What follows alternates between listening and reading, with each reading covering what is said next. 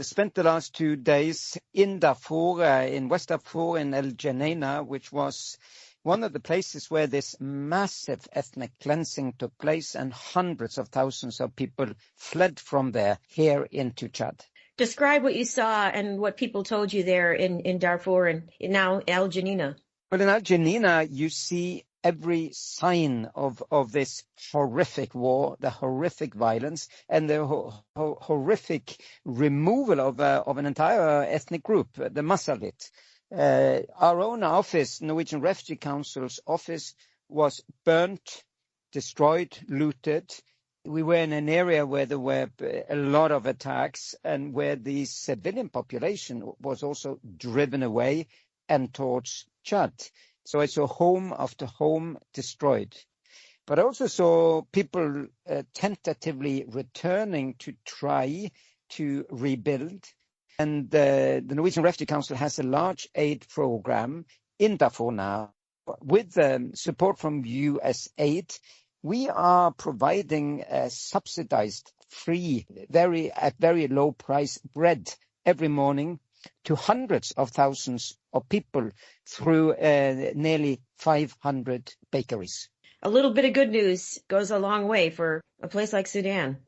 But of course, I mean, the strongest impression I have after having spent now a week in and around Sudan, I was also on the East Coast in Port Sudan, is that this is indeed the biggest drama on our watch. It's the biggest humanitarian crisis, the biggest displacement crisis. 14 million people have been driven out of their homes. It's the biggest hunger crisis. Some 20 million people need food aid. I remember 20 years back when I was the UN humanitarian chief, we got President Bush, we got Prime Minister Blair in the United Kingdom, we got the European Union to have it on the highest levels of government to do whatever they could to help Darfur.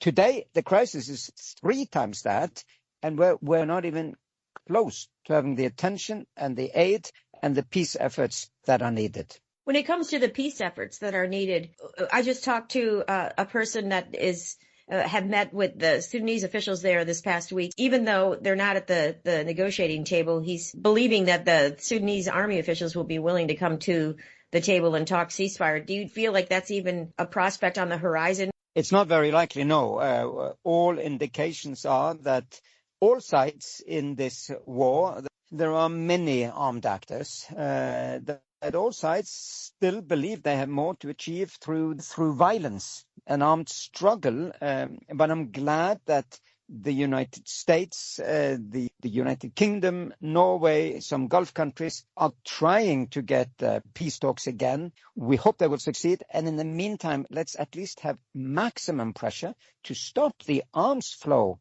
to stop the support for armed actors, to stop the fuel to the fire which is brought from international actors.